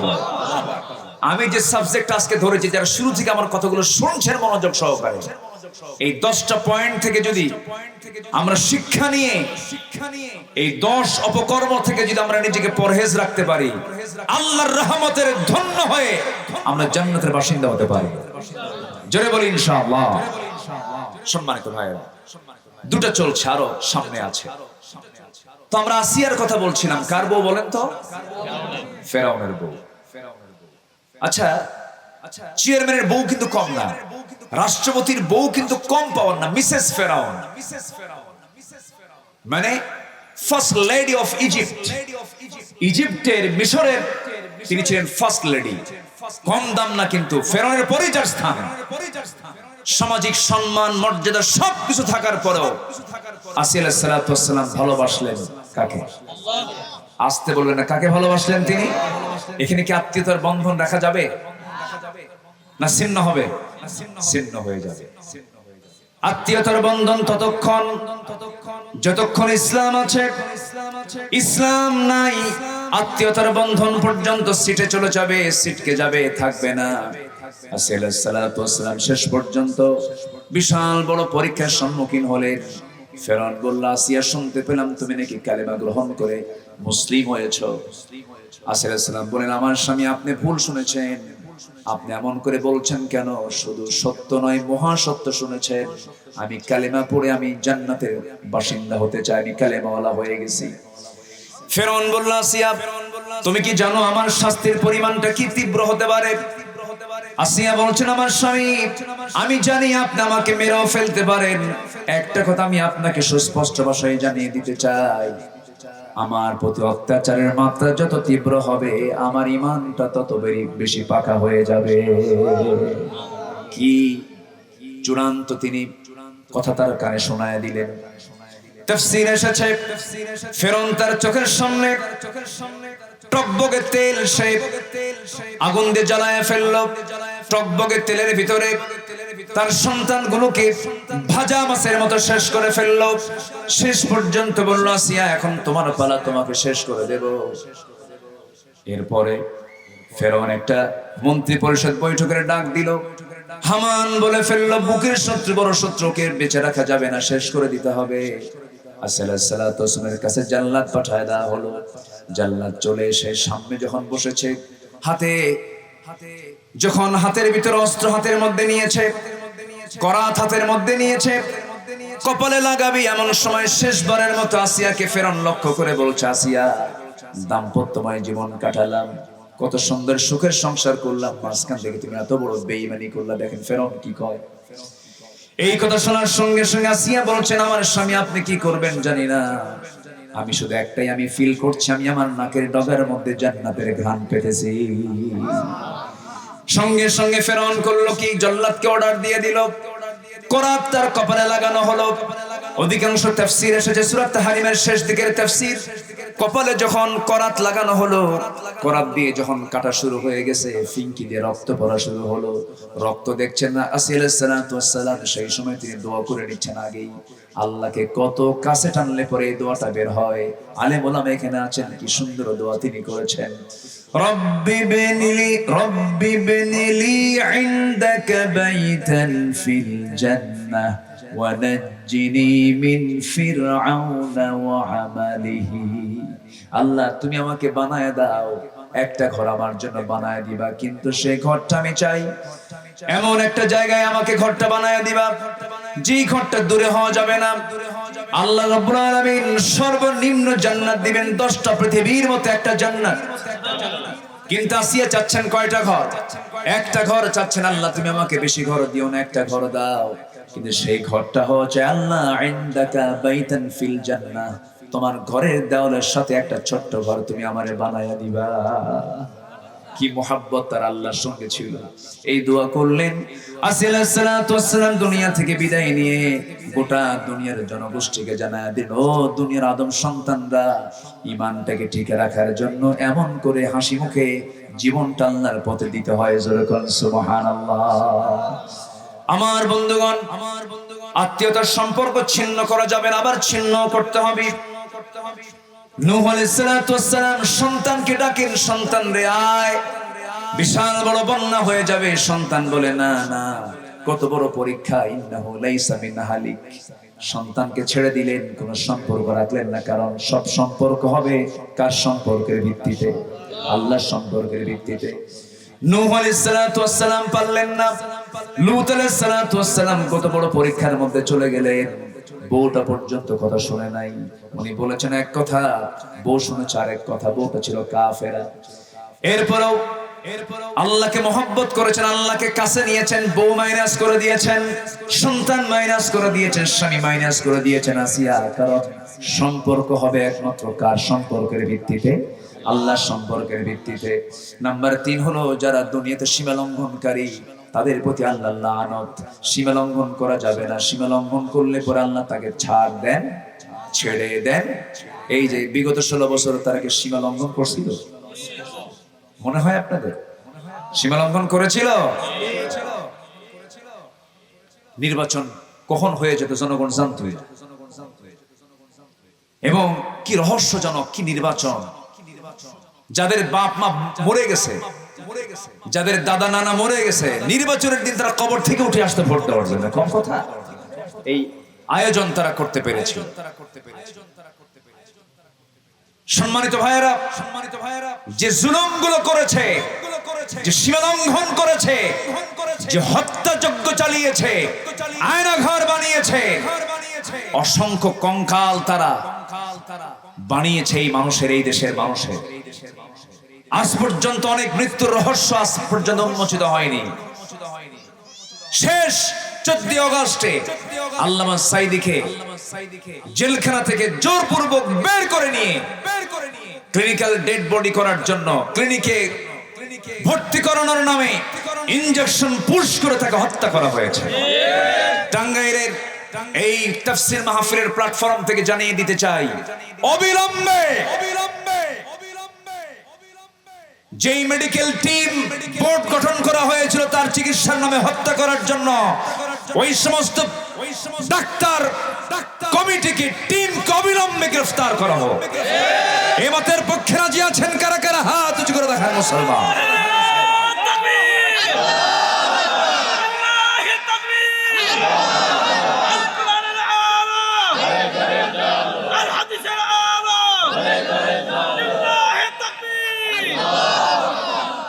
আল্লাহ কবুল করুন, জোরে বলে আমিন। আরো জোরে আমিন, আরো জোরে আমিন। এদেশের যুব সমাজকে ধ্বংস করে দিয়েছে তারা, মাদক দ্রব্যকে অ্যাভেলেবেল করে দিয়েছে। যুব সমাজ সাবধান থাকবা, তোমার হাতে যারা মদের বোতল তুলে দেবে, নারীকে সস্তা করে তুলে দেবে, তোমার হাতে যারা অস্ত্র তুলে দেবে, সেই সমস্ত নেতৃত্বের মুখে আমরা জুতা মারি, থুতু মারি। নতুন করে বাংলাদেশ গড়তে হবে নৈতিকতার মানকে উন্নত করার মধ্য দিয়ে। একটা জাতি গঠনে যে চারিত্রিক সনদ দরকার, সেই চারিত্রিক সনদ তৈরি করার জন্য একটি মজবুত শিক্ষা ব্যবস্থার দরকার আছে না নাই? আমাদেরকে ডাকা হয়েছিল, উপদেষ্টা মহোদয় আমাদেরকে ডাক দিয়েছেন, আমরা যতটুকু পারছি আমরা পরামর্শ দিচ্ছি। সম্মানিত বন্ধুগণ, এখনো কিছু নাস্তিক চক্র আমার দেশে আছে না নাই? সবার যদি তালিকা হতে পারে, দীর্ঘ 16 বছর আলেমদের তালিকা যদি হয়, ভালো মানুষের তালিকা যদি হয়, অবশ্যই অবিলম্বে শাতিমে রাসূল, রাসূলকে যারা গালি দিয়েছে, আল্লাহর কিতাব কোরআনকে যারা নিয়ে ব্যঙ্গ করেছে, অবিলম্বে তাদের লিস্ট চূড়ান্ত আকারে বের করা দরকার, বের করতে হবে। সম্মানিত ভাইয়েরা, যারা সীমা লঙ্ঘন করে তাদের উপরে কাল লানত। বলেন কাল লানত। লানত কি পড়ে নাই? আস্তে কয় পড়ে নাই? এদেশ আমার বাবাদের স্বাধীন করছে, কইছে না? কইছে কিনা বলেন? একজনের বাপের দেশ, আরেকজনের স্বামীর দেশ, মাঝখান দিয়ে আমরা শেষ। কোন বাবার দেশ মানে না, কারো স্বামীর দেশ মানে না, এটা আমার দেশ। কোরআন দিয়ে দেশ চালাতে হবে। কোরআন কার? কোরআন কার? এখনো কিছু পাতিশিয়াল ঘোরাফেরা করে, চাঁদাবাজি করে, এখনো আছে, কিন্তু আছে না নাই? পাহারা দিতে হবে আমার দেশকে, আমাকে পাহারা দিতে হবে। কষ্ট পাচ্ছেন নাকি? কষ্ট পেলেও কোনো আমার যায় আসে না, আমাকে বলতে হবে কথাগুলো। সম্মানিত ভাইয়েরা, সীমা লঙ্ঘনকে আল্লাহ তাআলা সহ্য করেন না। তিলকা হুদুদুল্লাহ, আল্লাহ বারবার বলেছেন এটা হচ্ছে সীমা, লঙ্ঘন করবা না। ওমাই ইয়াসিল্লাহ ওয়া রাসূলহু, যারা এই সীমাগুলো লঙ্ঘন করবে অবশ্যই আমি তাদেরকে ইউদখিলহু নারান খালিদান, আমি তাদেরকে স্থায়ী জাহান্নামে ঢুকাবো। নাউযুবিল্লাহ। সম্মানিত ভাইয়েরা, ফেরাউন কি কম সম করছিল? অনেক করেছিল। নমরুদ কি কম করেছিল? অনেক করেছিল। আবু জেহেল কি কম করছিল? অনেক করেছিল। কিন্তু শেষ পর্যন্ত আবু জেহেলের বিজয় হয়েছে না রাসূলের বিজয় হয়েছে? ফেরাউনের বিজয় হয়েছে না মুসার বিজয় হয়েছে? নমরুদের বিজয় হয়েছে না ইব্রাহিমের বিজয় হয়েছে? আমরা ইব্রাহিমের সন্তান, আমাদের বিজয় হবে। জোরে বলি ইনশাআল্লাহ। 5 আগস্টের পরের দিন 6 আগস্টে ঢাকার ম্যাক্সিমাম মূর্তিগুলোর মাথায় চড়েছিল যুবকরা হাতুড়ি নিয়ে, ভাঙতেছে। ডক্টর ইউনূসকে প্রশ্ন করা হলো, এগুলো কি হচ্ছে? এগুলোর কারণ কি? কিছু বলছেন না কেন আপনারা? কি মন্তব্য কি আপনাদের? জবাবে তিনি বলেছেন, এই প্রশ্ন আমাকে করেন কেন? এই প্রশ্নের জবাব দেবে যার মূর্তি ভাঙ্গা হচ্ছে, তার মেয়ে এটার জবাব দেবে। সম্মানিত ভাইয়েরা, মূর্তির পক্ষে ইসলাম কখনো ছিল না। মূর্তির পক্ষে যদি ইসলাম থাকতো, আমার নবীর একটা বড় মূর্তি দুনিয়া থাকতো। কোন ছবি টাঙ্গানোর পক্ষে যদি ইসলাম থাকতো, আমার নবীর ছবি সবচেয়ে বড় করে টাঙ্গানো থাকতো। আমার নবীর কোন ছবি পৃথিবীতে আছে? কোন মূর্তি আছে? আমার নবীর কবরে কোন ফুল দেওয়া আছে? তো যদি ফুল দেওয়া যদি কবরে জায়েজই হয়, পৃথিবীর সকল ফুল গিয়ে আগে জমা হতো আমার নবীর কবরে গিয়ে। তাহলে আমার নবীর কবরে ফুল লাগে না। তার পৃথিবীতে সবচেয়ে সম্মানিত কবর কোনটা? আমার নবীর মাকবারা। আমার নবীর কবর হচ্ছে সবচেয়ে সম্মানিত কবর। ফুল তো তার কবরে জমা হওয়ার কথা। তুমি কোন সাদামাতা কিসের ফুল দিতে হবে? শিরকের কাজ, শিরকের কাজ, শিরকের কাজ। কথা ক্লিয়ার? কথা ক্লিয়ার? এই কথাগুলো শুধু আপনার সামনে আমি বলছি না, এটা গোটা 18 কোটি তৌহিদি জনতার সামনে আমার এই বক্তব্যগুলো আমি দিচ্ছি। শিরকের বিরুদ্ধে কথা বলতে যাব 21শে ফেব্রুয়ারি সকালবেলা ভোরবেলা আপনার সন্তান যাচ্ছে জুতা পায়ে না খালি পায়ে? কোন হাদিসে আছে? কোন হাদিসে এটা এসেছে? জাতিকে জাতীয়ভাবে শিরকের মোহরা চালিয়েছে বিগত 16টি বছর। এগুলো শিরকের কাজ। আমরা ভাষা আন্দোলনের শহীদদের সম্মান করি, তাদের রুহের মাগফিরাত কামনা করি। আল্লাহ তাদের অবদানের জন্য আল্লাহ তাদেরকে উত্তম পুরস্কার পুরস্কৃত করুন। কিন্তু এর মানেই নয় খালি পায়ে তাদেরকে সম্মান দেওয়ার জন্য ফুল দিতে হবে। শিরকের বিরুদ্ধে কথা বলবো, হকের পক্ষে কথা বলবো, প্রয়োজনে কল্লা দিয়ে দেব। আল্লাহকে ছাড় দিতে, আল্লাহকে ছাড়া যাবে না, আল্লাহকে বাদ দেওয়া যাবে না। আল্লাহ কবুল করুন। জোরে বলি আমিন। সীমা লঙ্ঘন করা যাবে? সীমা লঙ্ঘন করলে কি তার রেহাই আছে? ফেরাউন রেহাই পায় নাই, এরাও রেহাই পায় নাই। কত বছর ছিল? 16 বছর। ফেরাউন বেঁচে ছিল 1600 বছর, এরা ছিল 16 বছর। সংখ্যা মিলল কেমন বুঝলাম? সংখ্যা মিলছে না একটু?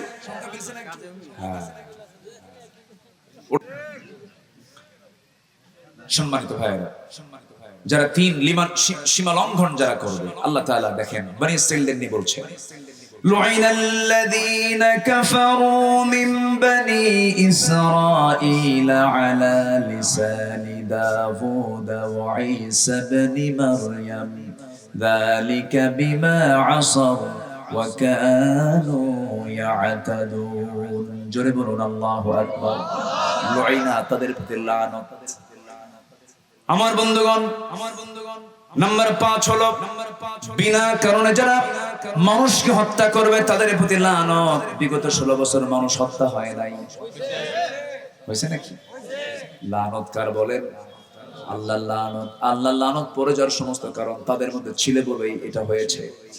আল্লাহ রাব্বুল আলামিন বলেন, ওয়া মান ইয়াকতুল মুমিনান মুতাআম্মিদান ফাজাযাউহু জাহান্নাম খালিদান ফিহা ওয়া গাদিবা আল্লাহু আলাইহি ওয়া লা'নাহু ওয়া আ'আদ্দা লাহু আযাবান আযীমা। জোরে বলুন আল্লাহু আকবার। আল্লাহ তাআলার গজব তাদের উপরে যারা মানুষকে অন্যায় করে হত্যা করে। আরেক আয়াতে বলছেন ফাকাতালান নাস জামিআ, যে ব্যক্তি একটা মানুষকে, একটা মুমিনকে অন্যায় করে হত্যা করলো, সেজন্য গোটা জাতিকে সে হত্যা করে ফেললো, গোটা মানব জাতিকে হত্যা করে ফেললো। আমার বন্ধুগণ, কত বড় বড় অপরাধ করেছে এই ছাত্রদেরকে, যুবকদেরকে মেরে গণভবনের পিছনে লাশগুলোকে গুম করেছে, আগুন ধরিয়ে দিয়েছে লাশে। আবু সাইদ জুলুম থেকে বাঁচার জন্য দুটো হাত দুই দিকে আগায় দিয়া পুলিশকে লক্ষ্য করে বলছে, আমার টাকায় কেনা এই গুলি, তুই গুলি চালাবি চালা। বুক আগায় দিয়ে নিজের জীবনকে উৎসর্গ করে দিয়ে সে বুঝিয়ে দিয়েছে, জুলুম থেকে বাঁচার জন্য জীবন দিয়ে দিলাম জাতি দেখো, তবু জুলুমকে সমর্থন দিতে পারি নাই। আল্লাহু আকবার বলেন। আবু সাইদ তো সফল হয়ে গেছে। মুগ্ধ বলেছে, পানি লাগবে কার, পানি লাগবে কার। পানির জন্য ছটফট, নিজেও ছটফট করেছে, মানুষকে দেওয়ার জন্য ছটফট করেছে। ইয়ারমুকের যুদ্ধের ওই সাহাবীদের ভূমিকা সে পালন করেছে। আমার বন্ধুগণ, ওই যুবকদের দিল থেকে ভয় দূর করে দিয়েছেন তিনি। আমারকে যদি ভয় চলে আসতো, বিজয় হতো না। আল্লাহ তাআলা ভয়টা দূর করে দিয়েছেন। স্বরাষ্ট্রমন্ত্রীকে পুলিশ দেখায় বলে, স্যার একটা মারি, একটা লাশ পড়ে, বাকিগুলোকে ভয় দৌড়ায় না, তারা সামনের দিকে আগায় আসে, কেমনে পারবো আমরা? এই যে সাহস, বুকের মধ্যে এক সাগর, এক পাহাড় পরিমাণ সাহস আল্লাহ তাআলা দিয়েছেন। কে দিয়েছেন বলেন? আল্লাহ রাব্বুল আলামিন বলেন, ইল্লা তানফিরু ইউআযিবকুম আযাবান আলীমান ওয়া ইস্তাবদিল কওমান খায়রাকুম ওয়া লা তাদুররুহু শাইআ। জোরে বলুন আল্লাহু আকবার। যদি পালিয়ে যাও, তোমাদের উপরে জালিমকে চাপায় দেব, তাদের তোমরা কোনো ক্ষতি করতে পারবে না। অতএব আমরা ভয় পেলে পরে জালিম থেকে যেত, আমরা ভয় পাই নাই। জালিমটা উৎখাত হয়ে সব দিল্লি গিয়ে পড়ছে, ঠিক কিনা? সব দিল্লি গিয়ে পড়েছে। আমার বন্ধুগণ, নাম্বার 6 হলো মুনাফিক এবং কাফেরদের উপর আল্লাহর লানত। মুনাফিক টাঙ্গাইল জেলায় একটাও খুঁজে পাওয়া যাবে না। আছে আছে আছে মুনাফিক আছে। আল্লাহ রাব্বুল আলামিন বলেন, ওয়া'দাল্লাহুল মুনাফিকিনা ওয়াল মুনাফিকাতি ওয়াল কুফফারা নারা জাহান্নাম খালিদিনা ফিহা হিয়া হাসবুহুম ওয়া লা'নাহুমুল্লাহ ওয়া লাহুম আযাবুম মুকিম। জোরে বলুন আল্লাহু আকবার।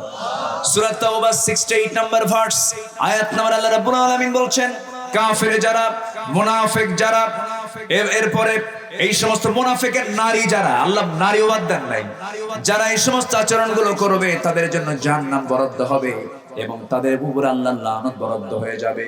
নাম্বার 7 হলো কুফরি এবং কাফের অবস্থায় যদি কেউ মৃত্যুবরণ করে, আমরা কি চাই আমাদের মৃত্যু কুফরি হালতে হোক, মুনাফিকি হালতে হোক, না ঈমানি হালতে হোক? ঈমানি হালতে হতে হবে।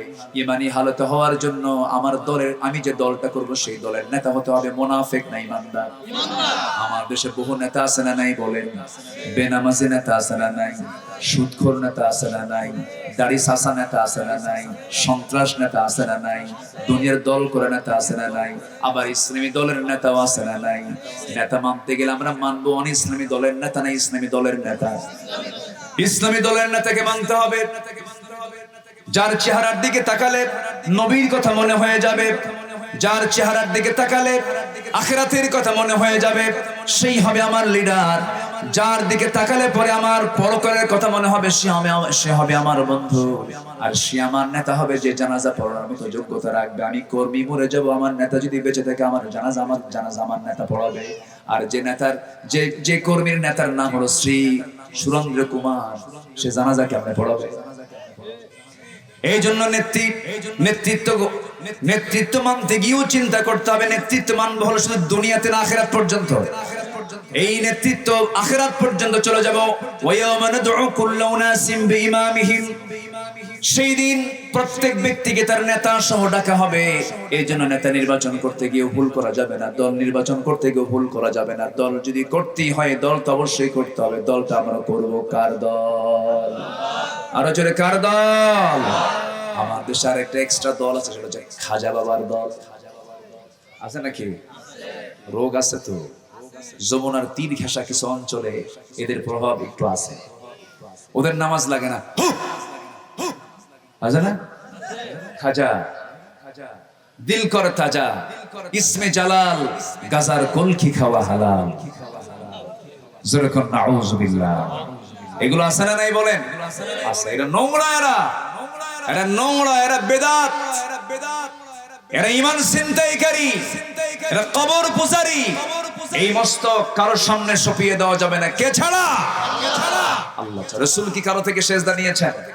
রাসূলের জুতাও কে টানতে পারে না, রাসূলের জুব্বাকেও ধুইতে পারে না।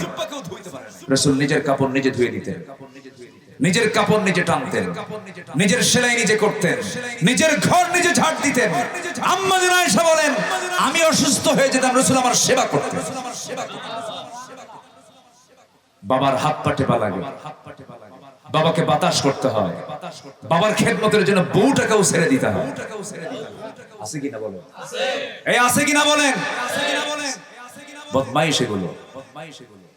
আমাকে যদি কেউ প্রশ্ন করে পিঠ ধরা কি, আমি কেউ চোট ধরা কি? আমি সোজা সাপটার কথা বলি। কেন?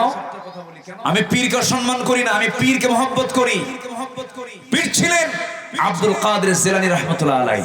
তার নাম ভেঙ্গে ভেঙ্গে কিছু সন্ত্রাস আমার দেশে এসেছে। ঠিক কি না? জিকির করতে করতে পায়জামা থাকে না। কি যেন একটা আছে ব্রাহ্মণবাড়িয়া, এক বদমাইশ। সেটা আওয়াজ একটু কমছে, এখন কোন মোহরা নাই। 5টা বছর ওই সন্ত্রাস সরকারের সে দাবিদারি করেছে। ঠিক কি না? বিগত 16 বছর মাথায় টুপি নিয়ে, দাড়ি নিয়ে, ইসলামী দলের নেতা হওয়ার পরেও বিগত 16 বছর ওই সরকারের যারা পা চেটেছেন, দালালি করেছেন, সর্বোচ্চ সুযোগ সুবিধা যারা গ্রহণ করেছেন, আমরা সুস্পষ্ট ভাষায় জানিয়ে দিতে পারি, তওবা করে মুসলমান হন, নচেত আপনারাই হচ্ছেন সবচাইতে বড় মুনাফিক। ঠিক কি না? কথা ক্লিয়ার? কথা ক্লিয়ার?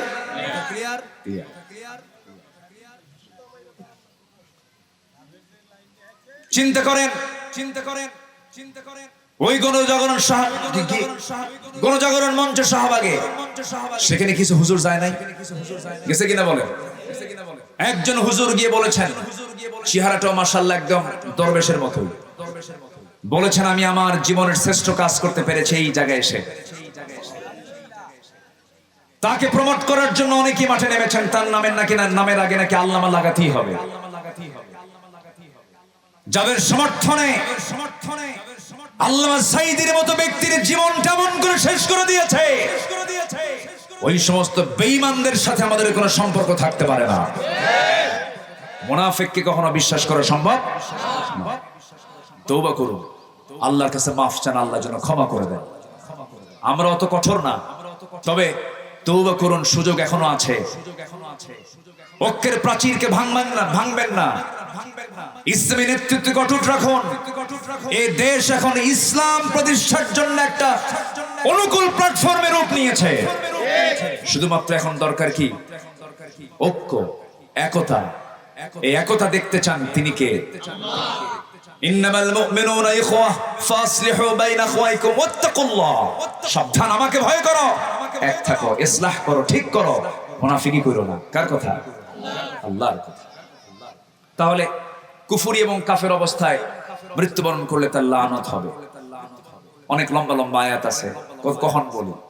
নাম্বার 8 হলো আল্লাহ এবং রাসূলের যারা শত্রু, আল্লাহ এবং রাসূলকে কষ্ট দিয়ে কথা বলে। আসে না? নবীজি এতগুলো বিয়ে করলো কেন? দেখছেন ওর গবেষণা দেখে। নবীজি এতগুলো বিয়ে করেছেন না, নবীজিকে এতগুলো বিয়ে করার অর্ডার দিয়েছেন, তিনি কে? আসতে বলবেন না, তিনি কে? রাসূল কি বিয়ে করেছেন না অর্ডার দিয়েছেন? আপনি বিয়ে করেন কার অর্ডার? আল্লাহ আপনাকে বিয়ের অর্ডার দিয়েছেন, ঠিক আছে আপনি করেন। আল্লাহ আপনাকে অর্ডার দিয়েছেন, কিন্তু সরাসরি তো অর্ডার দেন না। আল্লাহ কোরআনে বলে দিয়েছেন, কিন্তু আল্লাহ তাআলা রাসূলকে সরাসরি বলেছেন আপনি আয়েশাকে বিয়ে করুন। আছে কিনা? আছে কিনা? এরা কোরআন পড়ে না, হাদিস পড়ে না, রাসূল কিনে বাজে কথা বলে। আল্লাহ তাআলা বলছেন এই সমস্ত কাজ যারা করবে তাদের প্রতি লানত। আল্লাহ রাব্বুল আলামিন বলেন, ইন্নাল্লাযীনা ইউযুনাল্লাহা ওয়া রাসূলাহু লা'আনাহুমুল্লাহু ফিদ দুনিয়া ওয়াল আখিরাহ وأعد لهم عذابا مهينا জোরে বলুন আল্লাহু আকবার। নাম্বার 8 হলো, নাম্বার 9 হলো অঙ্গীকার যারা ভঙ্গ করবে, আল্লাহর আয়াতকে নিয়ে যারা অবমাননা করবে, অমুক আয়াত বাতিল করো, অমুক আয়াত মানি না, আছে না বলেন, আল্লাহর লানত তাদের উপরে। নাম্বার 10 হলো ওই সমস্ত বান্দাদের প্রতি আল্লাহর লানত যে সমস্ত বান্দাগুলো আল্লাহর সম্পর্কে মিথ্যা রচনা করে। ওয়ামান আযলামু মিম্মান ইফতারা আলাল্লাহি কাযিবান উলাইকা ইউরাদুনা আলা রাব্বিহিম জোরে বলি আল্লাহু আকবার। আয়াতের শেষে বলছেন আলা লা'নাতুল্লাহি আলাল যালিমিন, জালেমদের উপরে কার লানত? আল্লাহর অভিসম্পদ। আমার বন্ধুগণ, আমার ভাইয়েরা, এই সমস্ত অপকর্ম আমাদের বন্ধ করতে হবে, নিজের জীবন থেকে মাইনাস করতে হবে, ইমানদারের গুণগুলো আনতে হবে। সূরা মুমিনুনের প্রথম 7টা আয়াত ফলো করবেন, সূরা হাজাবের আয়াতগুলো ফলো করবেন, সূরা হাজাবের 10টা গুণ, সূরা মুমিনের 7টা গুণ, এই গুণগুলো আমরা অর্জন করার চেষ্টা করব। জোরে বলি ইনশাআল্লাহ, আরো জোরে বলি ইনশাআল্লাহ। আমানতের খেয়ানত কখনো করা যাবে না। বাড়িতে পর্দার পরিবেশ রক্ষা করতে হবে, বাড়িতে পর্দা নিশ্চিত করতে হবে, বউয়ের দিকে খেয়াল রাখতে হবে, পর্দার যেন কোনো খেলাফ না হয়। স্বামীর কাছে বউ একটা আমানত, বউয়ের কাছে স্বামী একটা আমানত। অনেক পুরুষ আছে নিজের বউটাকে গোটা টাঙ্গেলবাসীকে দেখায়, আছে কিনা? অনেক টাঙ্গেল এরকম মনে হয় স্বামী নাই, আছে না নাই বলেন তো? আছে। হুন্ডায় চড়ায়া বউটাকে গোটা শহর দেখায়, সুন্দরী বউ তো একটু ঘুরে ফিরে দেখায়। তাও কোন হুন্ডা চয়েস করে? যে হুন্ডার প্যাসেঞ্জার সিট হলো একটু উঁচা। কি যেন হুন্ডা গুলো? না না না, R15, হ্যাঁ R15 নাকি কি আছে, আরো কি ভাব আছে। আচ্ছা, তো লেটেস্ট ভার্সনের হুন্ডার পিছনের সিট হলো যেটা প্যাসেঞ্জার, সেটা দোতলা, আর ড্রাইভিং সিটটা হলো নিচতলা। মানে দোতলা এই জন্য করে দিয়েছে, ওই দোতলাতেই বউটাকে বসায় যেন দেখতে যেন জাতির কোনো সমস্যা না। গোটা টাঙ্গাইল ঘোরায়া বিকেলের দিকে রিসোর্টে চলে গেল। সেই যমুনার পারে গিয়ে, এলেঙ্গা পার হয়ে যমুনার পারে গিয়ে হলদির সূর্যের নিচে 16 Pro Max আইফোন পকেট থেকে বের করে ছবি একখান তুলে একদম মাথা থেকে পা পর্যন্ত উলঙ্গ অর্ধলগ্ন করে, ঠোঁটে লিপস্টিক, লাল শাড়ি, কপালে একখান টিপ লাগায়া গোটা বডি অর্ধলগ্ন করে ছবি একখান তুলে ফেসবুকে আপলোড দিয়ে উপরে লিখতেছে, প্রিয় বন্ধুরা আসুন আমার বউটাকে সবাই মিলে জামাতের সাথে দেখি। জোরে করে নাউজুবিল্লাহ। এদিকে আমানত রক্ষা হলো না আমানত ভঙ্গ হলো? ভঙ্গ হলো। নিজের পরিবারের দিকে যত্নশীল হতে হবে, নিজের পরিবারকে সময় দিতে হবে। ইসলাম নিজের ঘর থেকে আলোকিত করতে হবে। আল্লাহ তাআলা সেই তৌফিক সবাইকে দান করুন। জোরে বলি আল্লাহুম্মা আমিন। নিজে আলেম হতে পারেন নাই, কোন আলিমান আও মুতাআল্লিমান, আপনি আলেমের বাপ হন অথবা আলেমের ছাত্র হন, তার সহকর্মী হন, তার সাপোর্টার হন, ওয়ালা তাকুন খামসান ফাতুহলি, 5 নাম্বার হবেন না, ধ্বংস হয়ে যাবে। এইজন্য এই এলাকায় মাদ্রাসা গঠন হয়েছে। চোখ বন্ধ করে সন্তানকে আগে মাদ্রাসায় দিবে। রাজি আছেন সবাই? সবাইকে রাজি আছেন? চোখ বন্ধ করে দিবেন। কারা কারা একটু হাত তুলে দেখেন।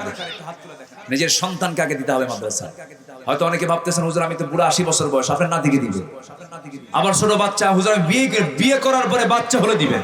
কারা কারা এখন দেখে হাত তুলে দেখেন। জোরে বলি ইয়া আল্লাহ, ইয়া আল্লাহ, আমাদেরকে তোমার দ্বীন কোরআন বোঝার শেখার তৌফিক তুমি আল্লাহ দিয়ে দাও। ইয়া আল্লাহ, আমাদেরকে 5 ওয়াক্ত সালাত আদায় করার তৌফিক তুমি আল্লাহ দিয়ে দাও। জোরে বলি আমিন, আরো জোরে আমিন, আরো জোরে আমিন। সম্মানিত ভাইয়েরা, আমি অনেক কষ্ট দিয়ে ফেলেছি আপনাদেরকে। লোকজন কম ছিল, অনেকে চলে আসছেন, মোটামুটি মাহফিলটা ভরাট হয়ে গেছে। বলি আলহামদুলিল্লাহ। যে প্রচলন এলাকায় নাই, এই প্রচলন আপনারা আজকে উপস্থিত হয়ে এটাকে আপনারা বুঝাই দিলেন না, টাঙ্গাইলবাসী দিনের বেলাও মাহফিল করতে পারে। বলি আলহামদুলিল্লাহ। আগামীতে মাহফিল হোক, সবাই চান তো ইনশাআল্লাহ। আর মাত্র 1 ঘন্টা না 55 মিনিট সময় আছে, মাগরিবের রক্ত হয়ে যাবে। এখন আর দেরি যদি করি তাহলে নামাজের চরম একটা ক্ষতি হওয়ার সম্ভাবনা আছে। আসরের নামাজ আমাদের পড়ার দরকার আছে না নাই বলেন তো? আচ্ছা, আমরা নামাজ পড়বো, তার আগ দিয়ে দোয়া হয়ে যাবে। আমরা চাইবো কার কাছে? আমার এই মাহফিলটা পরিবর্তিত মাহফিল 5 তারিখে ছিল, আমি আবার এটাকে দিনে ট্রান্সফার করেছি। আমার সুযোগ নাই রাতের বেলা। আজকে আমার রাতে মাহফিল হচ্ছে চাপাই নবাবগঞ্জ, রাজশাহী। এখন একটা পাখি আকাশে ওড়ে, এক ডানায় না 2 ডানায়? 2 ডানায়। এক ডানা যদি ভেঙে যায় তখন পাখি তার উঠতে পারবে না। তো আমার তার একটা ডানা পড়ে আছে ওখানে, ওটা ভেঙে ফেলা যাবে না। আমার ওখানেও যাওয়া দরকার। যার দরকার আছে কিনা বলে? আচ্ছা, এই আশাবাদ কামনা করছি। এই লক্ষ্যে আমি আমার কথাকে আর এক্সটেন্ড করতে পারছি না। যতটুকু হয়েছে আমরা বলে ফেলি আলহামদুলিল্লাহ। জোরে বলি আলহামদুলিল্লাহ।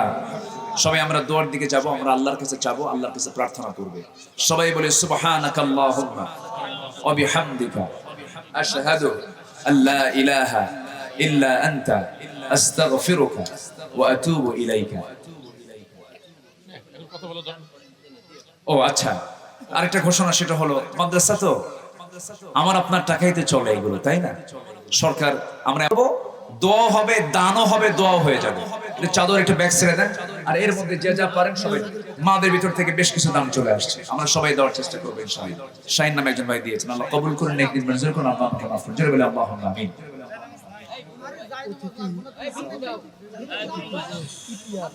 হ্যাঁ, যে ইপিআর সাহেব তিনি দিয়েছেন 10,000 টাকা, আল্লাহ কবুল করুন। আচ্ছা, যদি কারোর কাছে ব্যাগ না থাকে, মাথার টুপি খুলেন, কালেকশন শুরু করে দেন, সমস্যা নেই, টুপির মধ্যে দিয়ে দিবেন, কোনো সমস্যা নেই। যে যা পারেন সবাই দিবেন ইনশাআল্লাহ। আল্লাহ তুমি সবাইকে দিল থেকে দেওয়ার তৌফিক দিও। সব মানে 20-25টা ব্যাগ হলে ভালো হতো, ব্যাগ তো নাই। তো যাই হোক, যে যা পারেন সবাই দিয়ে দিবেন ইনশাআল্লাহ। আল্লাহ কবুল করুন। জিকির করি সুবহানাল্লাহ।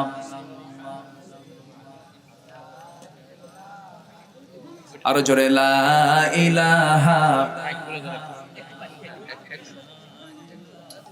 আরো জোরে লা ইলাহা সুবহানাল্লাহ।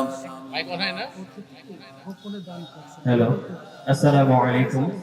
সম্মানিত সুধী, আপনাদের আল্লাহু আকবার। জ্ঞাতার্থে অনুরোধ করছি, আগামী 11ই নভেম্বর রোজ সোমবার দিনের বেলায় আমাদের 7 নং দাইনাইরে ইমাম মুয়াজ্জিন উলামা পরিষদের উদ্যোগে তাফসীর মাহফিলের আয়োজন করা হয়েছে।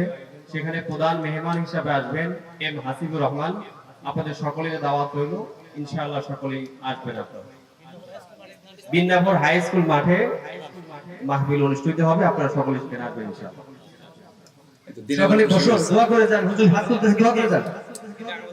আলহামদুলিল্লাহ। জি, কোথায় ভলান্টিয়াররা, কোথায় কালেকশন করে কি পিছন দিয়ে নিয়ে দৌড় মারলো নাকি? কোথায়? তাড়াতাড়ি আসেন ইনশাআল্লাহ। আমরা দোয়া করবো, আমরা আল্লাহর কাছে চাবো ইনশাআল্লাহ। নামাজ নামাজ আসসালাত, ওযু বানাবো, মুনাজাতের পরে আমরা নামাজে দাঁড়িয়ে যাব। জি, পাশে পর্যাপ্ত পানি আছে না? পানিও আছে, পানির কোনো অভাব নেই, ওজুর ব্যবস্থা আছে আলহামদুলিল্লাহ।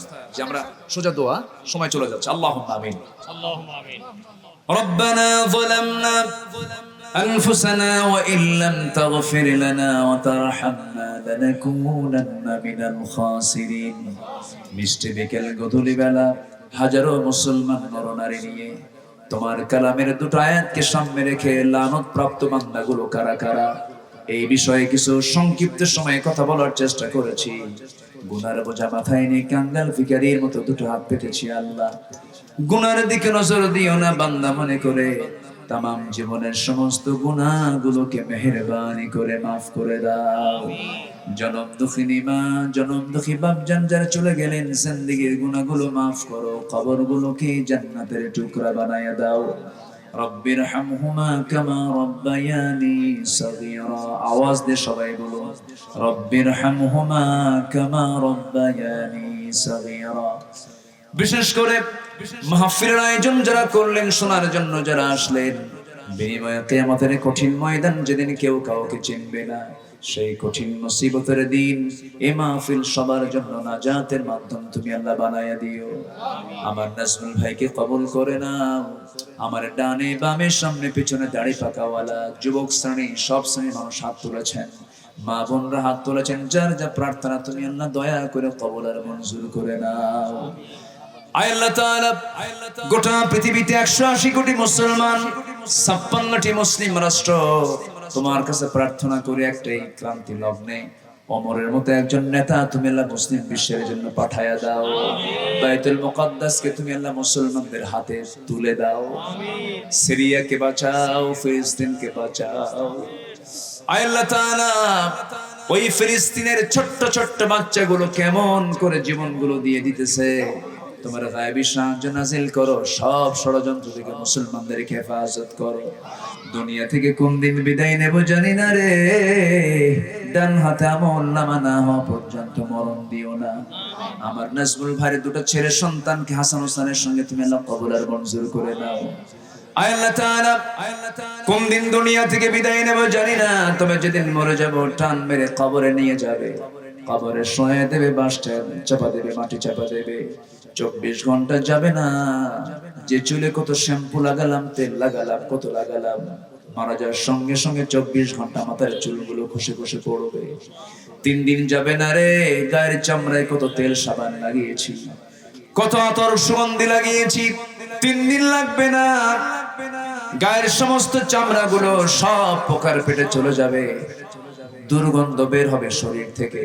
মাত্র 7টা দিন পরে দেখা যাবে ওই পেটের নারী বেরি সব চোখ মুখ কান নাক দিয়ে বের হওয়া শুরু হয়ে গেছে, কি বুদকি মাকার চেহারা হয়ে গেছে। আল্লাহ গো, এই তো জীবন রে আমার।